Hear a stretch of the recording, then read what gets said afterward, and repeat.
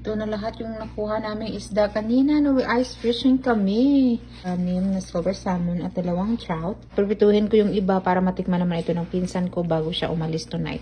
Malinis na yung mga isda. Ito, save ko. Yung 4. Tapos itong 4, prepituhin namin. Lagyan ko lang ng asin, garlic powder, at lemon pepper. Tapos, same lang din yung ilalagay ko sa kabila.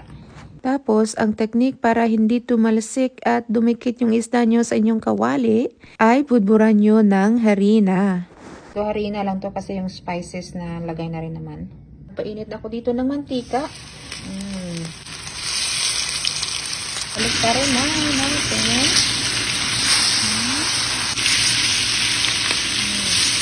Tuna. Pares with rice. At ketchup. Siyempre, hindi mawawala sa pritong isda. Salmon first. Sa amon. Salmon.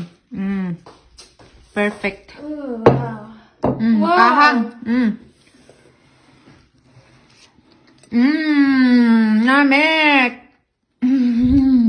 Answer us. Tamis. So different than the ones I buy in store.